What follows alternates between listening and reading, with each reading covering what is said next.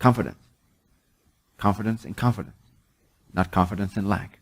Confidence in abundance. Confidence in joy. Confidence in freedom. Confidence in being supported. Confidence in being loved. Confidence in being worthy.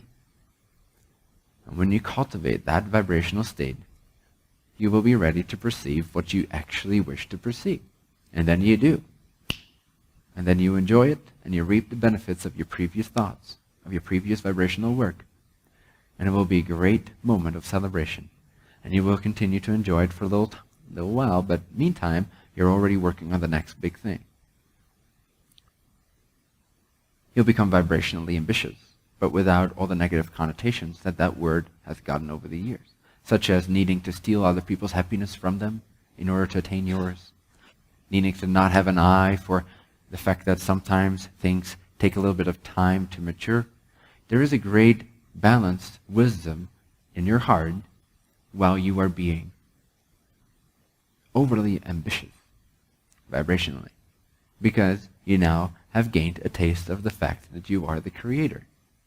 And so the limitations you previously assumed were there start to disappear. And when they disappear, you start to remember your dreams. And when you remember your dreams, it'll freak you out.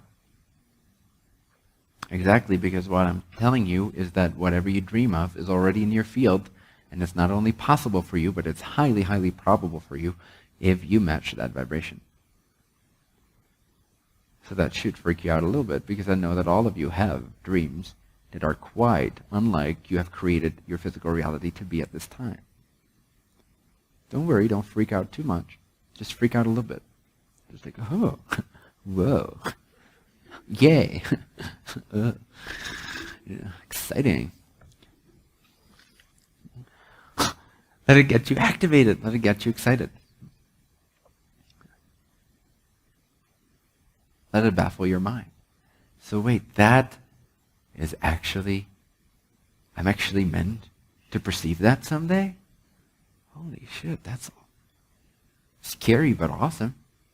It's a little intimidating, but only if I include all the lack that I've created for myself thus far. But if I don't do that, then it's just an exciting dream, and I can already enjoy the state of it without it ever having to be made manifest. And when you're in that vibrational state of pulling into the here and now feeling whatever you think you desire, and feeling it here and now without inducing, oh, but it's not here now, but actually feeling the here and nowness of that dream, it's the quickest way to pull it into your experience. And it's the quickest way to show yourself where you contract when you think of that. Oh, but if I do have it, oh, shit, I wouldn't quite be able to handle this. Or, oh, I don't think I'd be worthy of this much power or love or abundance or wealth or freedom.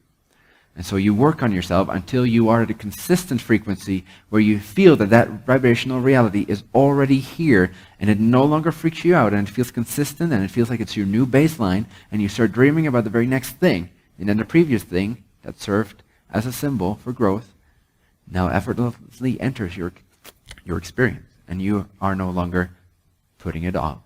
You are no longer postponing that creation. You are no longer afraid of it. You are no longer believing you're unworthy of so much enjoyment. There's nothing in creation that suggests you should not be in joy all the time. Except the people you don't want to end up like. So it's a great thing. Again, if the people you don't want to end up like would say that joy was the best thing and you deserve it, you should be concerned. But since they continue to say everything requires hard work, everything requires pain in order to have a little bit of gain, we're filled with sin. We're not worthy of love and support and the dreams that we have. These things are not realistic.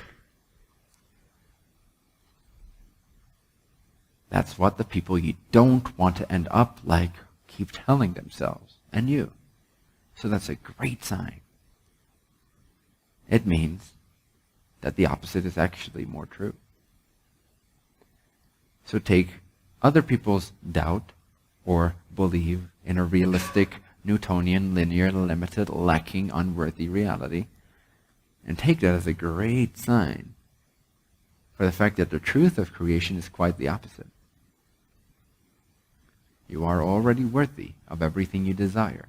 This is another great way to ease yourself into ease, and then ease yourself into excitement, and then ease yourself into ecstasy or bliss. Start where you're at. Slow down the negative spiral in whatever way you can until you reach a neutral point of ease. And then from ease, it's that much easier to catch the upward spiraling train of thought, belief, conviction, energy.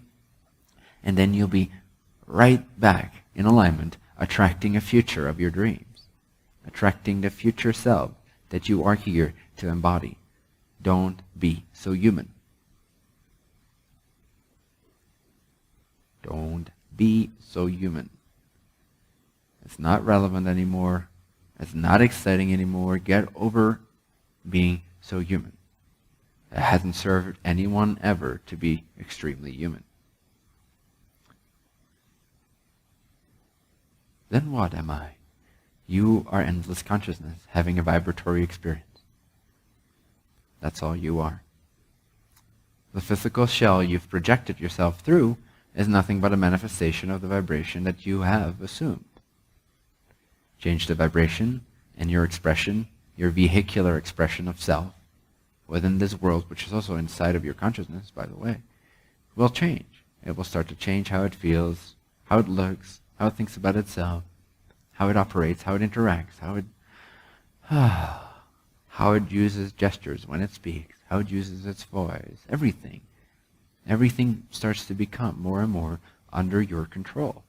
The way you express yourself becomes yours, not random and automatic and erratic. You become the full expression of your controlling self. Controlling what? Controlling vibration. Controlling situation? Nope. Just vibration. Again, as soon as you fall into the trap of believing you should control your environment, you're already giving away your power to something that has no power to create the future. And remember, the only reason you ever try to control what is because you believe it will lead into a better future. There's no other reason to control what is, unless you believe it will turn into a better thing, a less lacking creation. Now that you know that the next creation never takes its cue from what is visible now, you can safely let go of situational control and rest in the pure bliss of knowing that you are a vibrational creator and that the future will shape itself around you. You don't have to go out of your way. You don't have to move a single inch, a single finger to attract the life of your dreams. You could hypothetically sit in this chair for the next 2 years, attract people that want to feed you. It might help to grow a beard and a mala and speak some wisdom every once in a while and say that you're a saint from the future. But other than that, let's say you attract that to yourself. You can attract the life of your dreams by simply sitting here, not moving a finger. Why? Because creation does not base itself off of creation. The future has nothing to do with the now, except how you feel about the now. That's what creates the future. So if you were to sit here in bliss and effortless abundance and total conviction in the union, infinite state of being, and you are not afraid to imagine, you are not afraid to create on the mental level and to be excited about what you see and to only pull into your vision things that excite you and that are a representation of that abundance, you will bring that into your experience without having to do any physical work. I'm not saying physical work is a bad thing, but let your physical work be only utilized to pluck the fruits that have grown out of your previous mental creations. So, what is the physical body meant to do? Is it meant to do hard work? No. It is created to enjoy, on a physical level, the non-physical thoughts you've been having. That on a non-physical level you could not enjoy physically. You could only enjoy as viscerally as non-physical reality allows you to enjoy, which is very high vibrationally and very intense, but it's a different type of feeling than the experience of the physical illusion.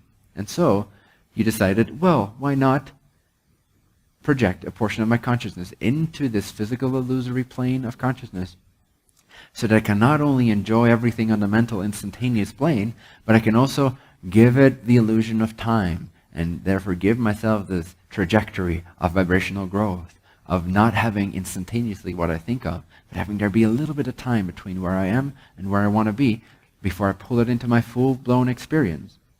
And then, when I continue to think the thoughts that I desire that are in alignment with the truth of my abundant soul and my generous soul, infinitely giving, infinitely of service, but also very generous to itself, also very selfish in that it wants joy and expansion in that way. And so having thoughts align with the vision of my true self, it will bring into my reality opportunities that are reflective of that. And suddenly I'll recognize it. Hey, 2 weeks ago, I sat down and for 10 minutes I imagined this. Or even for a split second when someone was talking to me, I thought, randomly almost, wouldn't it be nice if this or that occurred someday? And I completely forgot about it. And here it is. Now let me receive the fruits of my thoughts and enjoy. Consume your creations. That's all the physical being is meant to do. Enjoy the physicality that are reflective of its previous foregoing mental creations. But make no mistake, you don't create by physical work, you create by mental imagination. You create by non-physical intention, imagination, vibrational receiving of who you are. That's how you attract future to yourself. You don't do it through physical work. Physical work is only meant to enjoy the fruits of your previous thoughts. Make sense? So ease your way into ease, and then ease your way into bliss, to the best of your ability, over and over and over and over and over again. And you will find more and more perspectives of how valuable you are. You will find access to more and more ways of seeing life that are in alignment with the Creator, that are abundant, that are self-loving, that are self-giving, that are self-enjoyable, and also other-giving and other-enjoyable, because you see in that high vibrational state that all is yourself, and your entire environment is your body and your beingness. And so there is no more distinction between other selves and yourself. You are one self. And so the best way to give to all of yourself is to be in ecstasy, to have access to high vibrational, wise, interconnected thoughts that are of benefit to everyone, to all that is. You can only do that through joy, not through depression. So make it a priority to feel really amazing. Develop the habit to find and search and dig for the perspectives that make you feel great about who you are. Do that over and over and over again until you've carved out all negative thoughts about yourself, and all you perceive is that you are the Creator in form, and that you receive and perceive and are worthy of everything you desire, because there is no other law than worthiness. There is no other being but you, the one. So there is no disharmony between what it desires and what it creates, and what it deserves. You deserve everything you desire and more. Over and over again until you got it. Until you have moved up your baseline significantly. And then you move it up again, and then you move it up again. And before you know it, you won't be able to recognize yourself, and that's a good thing. Because you don't want to end up like you either. So don't take your own advice.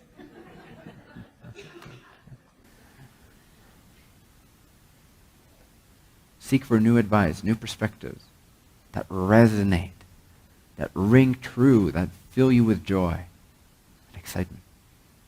Okay? That's how you activate the future of your dreams. There's no other way.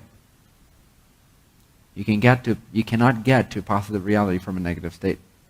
So resolve all lack, beliefs, as much as you can, and from the abundance perspectives, you will then match the vibration of a reality that's already here, that's already abundant. You already know it exists, otherwise you couldn't dream of it.